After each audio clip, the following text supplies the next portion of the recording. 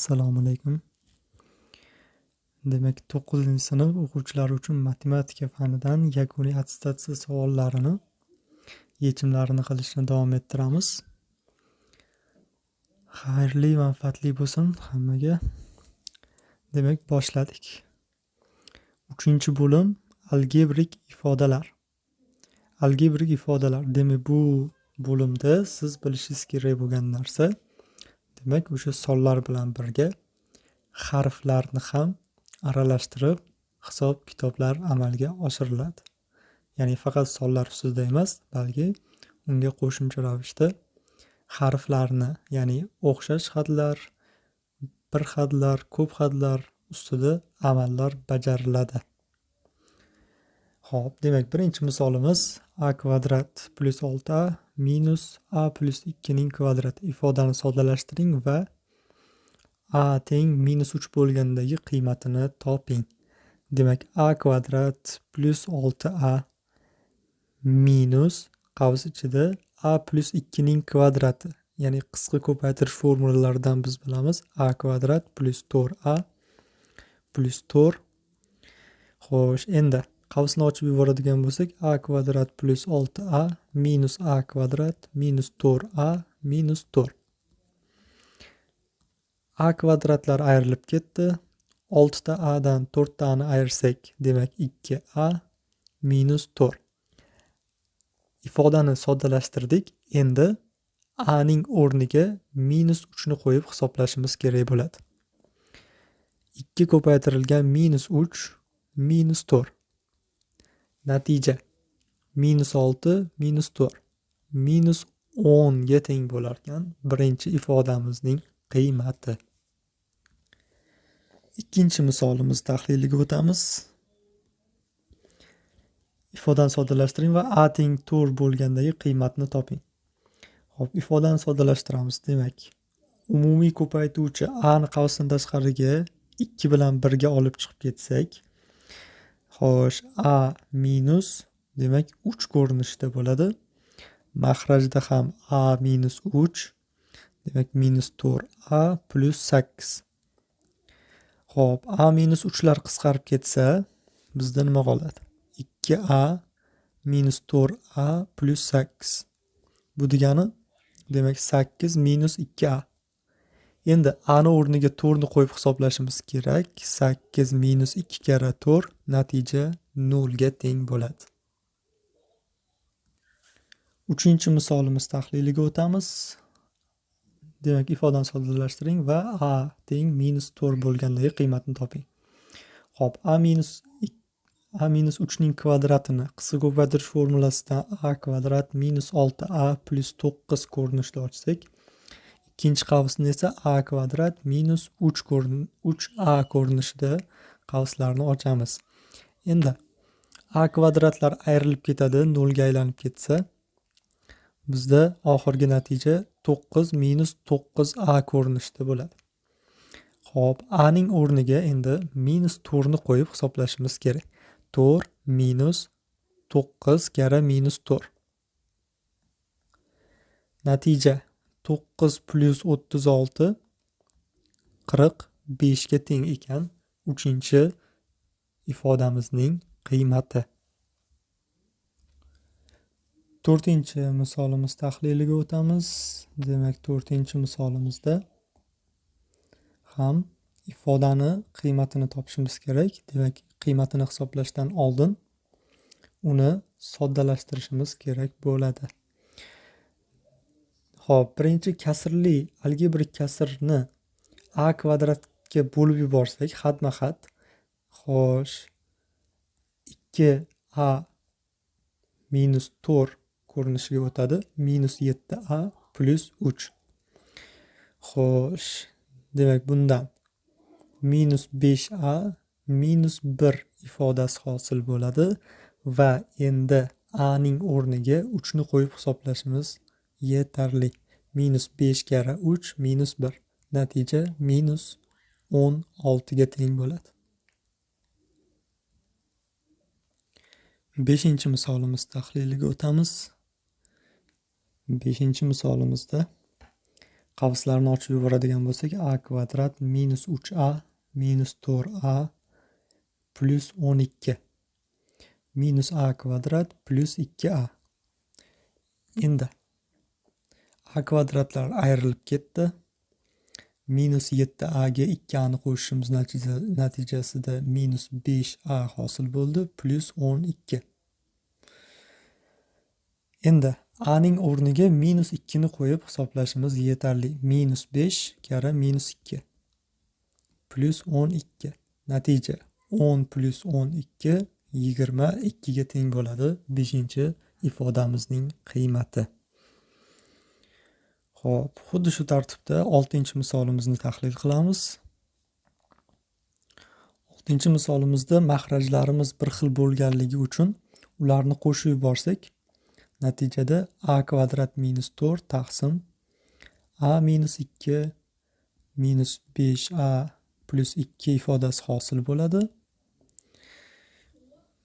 Mana bu algebrik kasrni qisqartiradigan bo'lsak, ya'ni suratimiz a kvadrat minus b kvadrat formuladan a minus 2 a plus 2 ga ajraladi. A minus 2 hop minus 5a plus 2. Ayirma qisqarib ketsa a plus 2 minus 5a plus 2. Natija 4 minus 4a. Xo'sh, a ning o'rniga 3 ni qo'yib hisoblashimiz kerak. 4 minus 4 kara 3 natija minus 8 ga teng. 7-misolimiz tahliliga o'tamiz. 7-misolimizda ham xuddi shu shart berilgan. Demak, qavslarni ochadigan bo'lsak, a minus b a plus b formuladan a kvadrat minus 25 ifoda hosil bo'ladi. Demak, minusdan a kvadrat plus 4a. Natija a kvadratlar ayrilib ketdi. 4a minus 25. A ning o'rniga demak minus 5 ni qo'yib hisoblashimiz kerak bo'ladi. 4 kara minus 5 minus 25. Natija minus 20 minus 25 minus 45 ga tengligi kelib chiqadi. 8-misolimiz tahliliga o'tamiz. Bunda demak a kvadrat taqsim a plus 1 3a plus 3 ifodadan 3 ni qavsini tashqariga olib chiqib ketadigan bo'lsak, a plus b qavsda qoladi. Demak a mahrajda minus a minus 8. Endi qisqarishlar a plus b, a va a ning kvadrati qisqarib ketsa 3a minus 8. Bu 2a minus 8 ifodaga teng. Endi a ning o'rniga demak 3 ni qo'yib hisoblashimiz kerak bo'ladi. 2 kara 3 minus 8. Bu 6 minus 8 minus 2 ga teng. Davom etamiz. 9-misolimiz tahliliga o'tsak. 9-misolimizda xo'sh, demak a kvadrat plus 4a minus a plus 3 ning kvadrati a kvadrat plus 6a plus 9. Qavslarni ochib yuboradigan bo'lsak, a kvadrat plus 4a minus a kvadrat minus 6a minus 9. Demak, qisqarishlar bo'ladi. Ayrilib ketadi 0. Bundan xo'sh, minus 2a minus 9. Bu ifodani a ning o'rniga endi minus 2 ni qo'yib hisoblashimiz kerak. Minus 2 kara minus 2 minus 9. Natija 4 minus 9 minus 5 ga teng bo'ladi.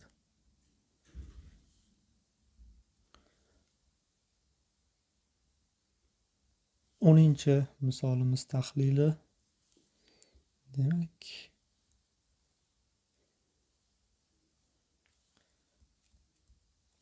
misolimizda xo'sh, suratdan 2a ni qavsini tashqariga olib chiqadigan bo'lsak, a plus 4 hosil bo'ladi. Mahrajida a plus 4 minus 5a plus 2.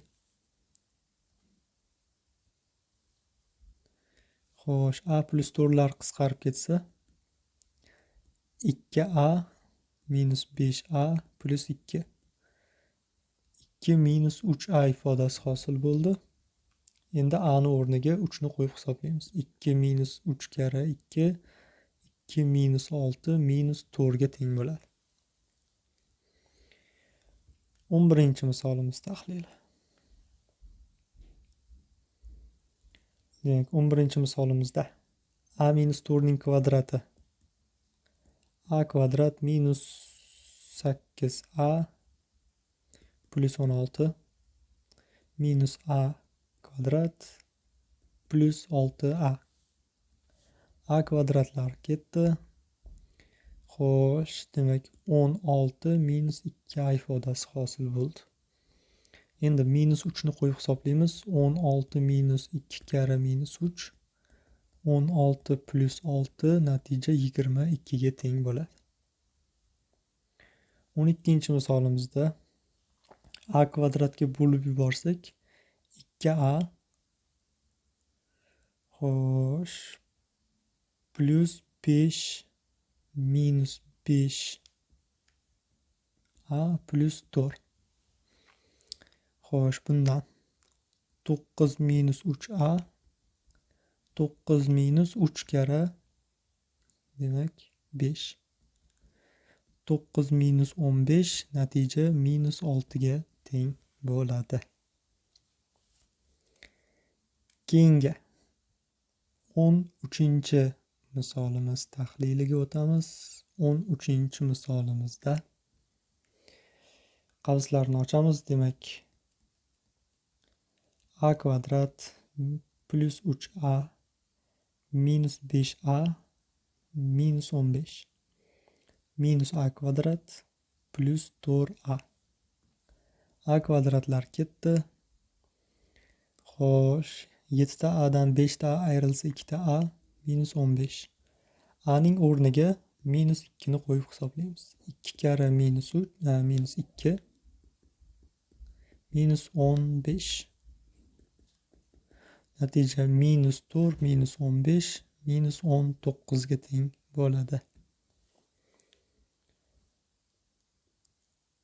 14-misolimiz tahlili. Qavslar, mahrajlarimiz bir xil. Demak, a kvadrat minus 9 taqsim a plus 3 ko'rinishida yoza olamiz. Minus a plus 5. Surat a kvadrat minus b kvadrat formuladan a minus 3 a plus 3 ko'rinishiga o'tadi. A plus 3 minus a plus 5. Demak, qisqarishlar a plus 3 a plus 3lar qisqarib ketsa a minus 3 minus a plus 5. Natija 2 ga teng. Demak, a ni har qanday qiymatida ham bu ifodaning qiymati o'zgarmas 2 ga teng bo'lar ekan. Nega? Chunki mana bu a'lar ifodani soddalashtirganimizda 0 ga aylanib ketdi. Yaxshi. Keyingisi 15-misolimiz. 15-misolimizda demak a minus 4 a plus 4 a kvadrat minus 16 formula bo'ladi. Minus a kvadrat plus 6a. A kvadratlar ayrilib ketsa 6a minus 16. A ning o'rniga minus 3 ni qo'yib hisoblashimiz kerak. 6 kara minus 3 minus 16 minus 18 minus 16. Natija minus 34. 16-misolimiz tahliliga o'tamiz. Demak, 16-misolimizda biz qilishimiz kerak bo'lgan ish nimadan iborat?